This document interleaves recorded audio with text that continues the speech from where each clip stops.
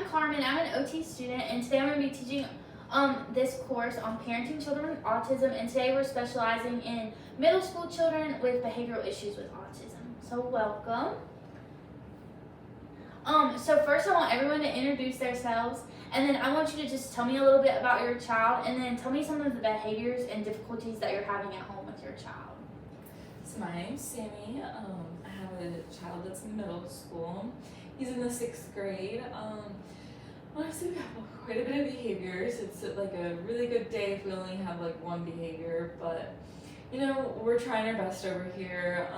Some of the behaviors we have is like a lot of like just like throwing himself down on the ground whenever he doesn't want to do something that like we ask him to do.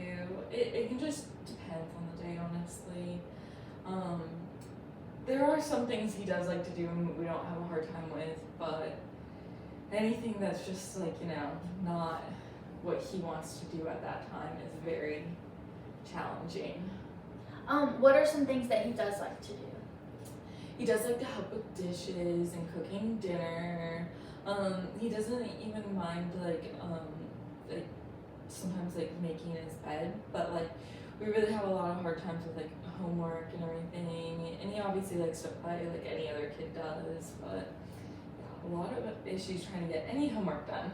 Well, thank you for sharing. So I am an OT student. Have you has your son ever seen an OT before? Do you know what OT does? I don't. Okay. He hasn't. So occupational therapists work with clients to help them achieve their everyday activities. So anything they need to do on a daily basis. So if they aren't able to do it because of a disability or like an injury, something like that, we help people get back to the things they need to do. So for kids like your son, it would be like helping him with school, helping him gain the skills to be able to dress himself, things like that. Yeah, we have sometimes difficulties with dressing. All right. And also we can work on sensory issues if your son has any issues with that. Yeah.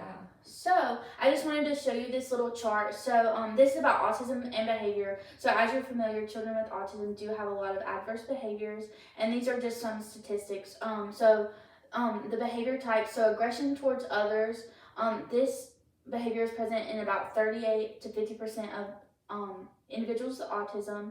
Yelling and shouting is 42 to 44%. Property destruction is 27 to 43%. Self-harm is 27 to 36%, and elopement is 49%. So this is just to kind of show you like some common behaviors and to show you that you're not alone. This does happen. Yeah. So, first we're going to talk about the ABC relationship with behavior. Have you ever heard of this before? I haven't. What is that? So this comes from the ideology of behaviorism. So this is just kind of explains behavior. So it can explain like wanted or unwanted behavior. So the A stands for antecedent. So this is anything that kind of occurs before the behavior. So either the positive or the negative. So like for your son, for negative behavior, like maybe telling him to do something he doesn't want to do, like do his homework. So that could be what causes him to have the unwanted behavior. Mm-hmm. And so the B is obviously stands for behavior, and then the consequence is what occurs as a result of the behavior. So this can either encourage the behavior or discourage. So like for example, if you ask your son to cook dinner, this is something that he wants to do.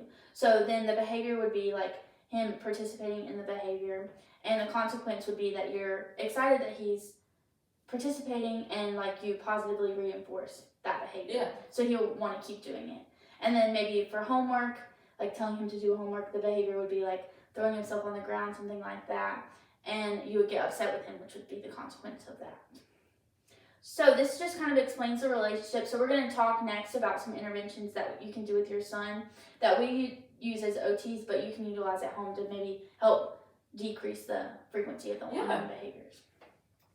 So they're called antecedent interventions. So like we just went over, the A is what comes before the behavior. Mm-hmm. So these are things you can do before unwanted behaviors to kind of hopefully prevent them, and also maybe to encourage positive behaviors. So the first one is a social story. Have you ever heard of a social story? No. Okay, well I'm going to give you one right here. So as you know, children with autism can have issues with understanding what's going on in social situations. They can forget what they can just like not know what's going on, not understand, and this can lead to a lot of unwanted behaviors. Mm-hmm. So the social stories you can give them before a social situation, and it kind of explains what's going on and helps them gain an understanding. Does that kind of make sense? Yeah. So this one right here is talking about like playing with others, like sharing. So that would be like maybe, does your son like to share with others? No, not really. We have a little younger child as well, and he just does not like to share his toys or like him to come in his personal space at all. Like, and the younger brother just loves his older brother, but you know. That's actually pretty common. So this is something that you can take home and go over with your son. So maybe like he can understand that like his brother loves him and just wants to play with him. Okay. And maybe that'll prevent like the unwanted behaviors. Perfect. So another thing we have is this routine chart. Yeah. And so this is just like a daily schedule. So another thing that can trigger a behavior in a child with autism is unexpected things happening, things like that. And so this just gives your child an idea of what is going on each day. And so maybe after each thing, you can even like reinforce the behavior, like give them a sticker to put on the chart to say like, hey, you did a good job, and then it'll keep them motivated to use it. Yeah, no, that makes sense. Okay. And then another thing we use as OTs is called the Just Right Challenge. So this is giving your child an activity that challenges them so they learn something and grow, because you don't learn and grow if you're doing stuff that's too easy all the time, but making it not too challenging, that it's like impossible to do and feels like you can't do it. For your son, what's some things he likes to cook in the kitchen? He likes to make just like boiled pasta and then boil some like jar sauce. He loves pasta. Gotcha. So that sounds like it's teaching him the skills of how to cook, but it's not too challenging. So you're using the Just Right Challenge there. So being able to apply that to other aspects to prevent unwanted behaviors. Does that kind of make sense? Yeah, like maybe sometimes his homework's a little bit too hard. Yes, so maybe it would, whenever you notice he starts to get frustrated, like having him take a break and then help him in any way that you can. Okay. To make it not too challenging. And then another thing that can help is making the task meaningful. So making sure that it means something to him. You're not just giving him homework. Like explaining to him that homework is going to help him learn, or like motivating him to do the homework by saying, hey, like after you do the homework, you can do this that you want to do. Yeah. So make it meaningful to him.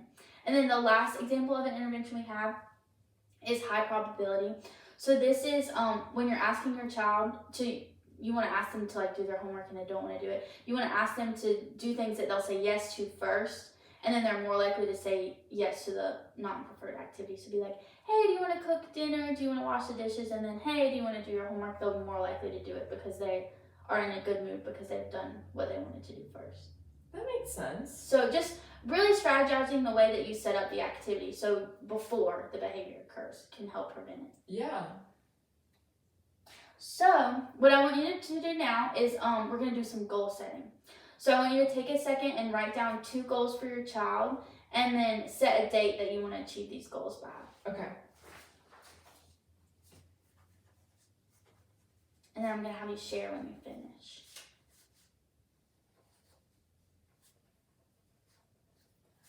All right. So my first goal is for my child to have less behaviors with homework by using what was that approach called, the last one you just talked about? Oh, high probability. That's yes. a good one. So like maybe having him like when he gets home from school doing something he likes to do first, like ask him to do that, do a few of those, like ask him to do a few things, and then ask him to do an all-preferred task, and maybe even adding like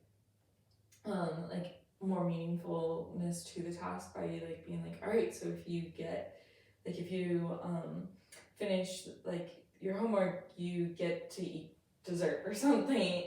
And then my second goal is to have just like less behaviors like at night, like when we're asking him to go to bed and stuff. And I was thinking maybe even just like introducing a social story of like the importance of like sleep. I don't know, maybe that's too hard for him, or just even maybe introducing a routine chart. I think those are all great ideas, and I think I'm available too if you want to meet with me later. If something's not working, I can help you come up with more ideas. But I think you've used these interventions in a great way, and I think it's really gonna help your son. Okay, perfect. Thank you so much for coming. Yeah.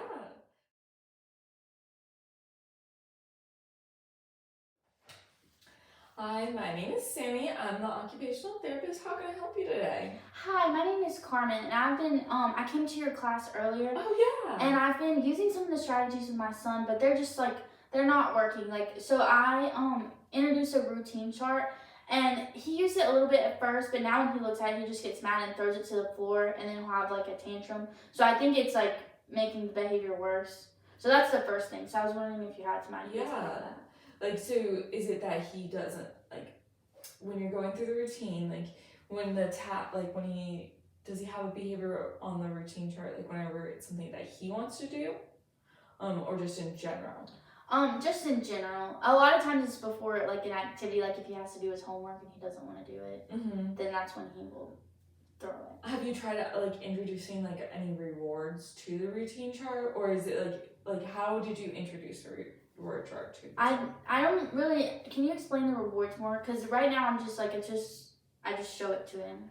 Yeah, so like there's like a reward behind him finishing like one part of his routine. Say like he brushes his teeth. All right, a simple reward could just him be putting a sticker up on the chart, like because that's like an incentive of maybe something he likes. Or there could be a reward after he finishes a few tasks, depending on like what his like abilities and capabilities are, of like how much time he needs and like breaks and stuff. So like one of his breaks could be like going playing, like what's something he likes to play with? He really likes his dinosaur toys. It could be something like as simple as like playing with his dinosaur toys after he finishes some of the items on his routine chart. But yeah, does that make a little bit more sense? That does make sense. Yeah, so maybe I would definitely try adding some more like positive rewards behind it and like encouragement, because if you have negativity towards the routine chart yourself, he's gonna have negativity, which is hard when your child is already acting negative for you to not be negative. But if that doesn't work, then maybe the routine chart's maybe just not the right fit for you guys. Okay, well that's good to know, like the reinforcement, I'll try that. And it's also good to know that like it doesn't have to fit, because I was thinking like this just like is what everyone is talking about, so I have to make it work for him. But it's good to know that like not everything works for everybody. Yes, not everything. And then what about your other goal that you had? So for my other goal, well first I just wanted to ask you about the social story, because I wrote it down, but I don't really know how to make one. Like what? Oh yeah. Yeah, what can I do about that? There's a good website that I can email you. Okay. And it like you just type in what you're looking for on a social story, and it'll create you a social story, or it already has some like pre-made. But I can send you that link because it does a ton of great ones, and like it's really useful. You don't even have to print them out. You can just like look at it on your computer and show it to them. But yeah. Oh, that's a good idea, because my son loves his iPad. So yeah. I think so maybe if I put it on the iPad, that'll be like a good reinforcer, because then he can. Yes, for sure. Because like you're adding something he likes, and then adding something that's maybe not preferred together, to make something that's more motivating for him. That's a great idea. Yeah. Okay. So another thing that we've been doing is doing the what was that called again? High probability. The high probability. So that's been working pretty well, but like sometimes I think he's like catching on to it, if it's like, because we've been like, he really likes to play with his dinosaurs, and then he really likes the iPad, so that's what we'll do first, and then I'll ask him to do his homework. So should we switch it up? Yes. So making sure to like not keep the same, like you don't want to ask him always to like, all right, go play with your dinosaurs and then we'll go like do homework. You know, like you don't want to like always do the same thing, because then he's gonna know that's what's gonna happen. Like, what's something else that he likes to do that maybe like you have to have him do throughout the day? He likes to go on walks around the neighborhood with our dog. So then like you can ask him to go take the dog on a walk. Okay. And then maybe do something else that he likes to do, and then ask him to do the homework, or just mix it up, like, you know, just like not having that like consistency sometimes helps with like, you know, maybe ask him to do some chores he likes to do, like maybe he likes to sweep, ask him to sweep, and then take the dog on a walk, and then play with the toys, and then maybe like do that, and then even putting a reward behind the homework can definitely help as well. Okay, I think that's a great idea. But yeah, any other concerns you're having? I just was wondering if you could tell me more about the Just Right challenge. So like I understand it, but just like applying it. So for like example, applying it to his homework, his schoolwork, and also like maybe we're trying to get him to make more friends and socialize at school. So like, how could I use that? So like for socializing, like the Just Right challenge is like you don't want to put like somebody who like doesn't socialize at all, like with anybody, like into a room with 100 people. Maybe let's start out with somebody he knows and one person he doesn't know to make him feel more comfortable. Also like with school, the same thing is you don't want to give him 6th grade math when he's in 5th grade. Does that make sense? So like making sure to also come in and help and assist with his homework when you can before he gets frustrated, because if you come to him and help him before he gets frustrated, you're less likely to have behavior. But also not stepping in too soon for when they don't need the help yet. Does that make sense? That does make sense. Yeah. And then I just had one more question. So I think OT would be really good for my son. Mm-hmm. Is that something that he can get at school? Because we haven't heard anything about it. I don't really know anything about it. So in the school, it needs to be affecting like their occupation of school. So something like handwriting or just affecting anything of his learning. So we can do like a screening to find out if he would be able to, but we can also, if he's not able to be qualified for it at school, we can send you a referral out to an outpatient clinic. Okay, well that's good. I would definitely bring my son in and that would be good. Yeah, so I'll send over the forms for you to sign for him to get screened, and I'll send you over the social story. And you can just contact me anytime you have any questions. Okay, perfect. Thank you. It was Thank so you. nice to meet you. Yes, so nice meeting you.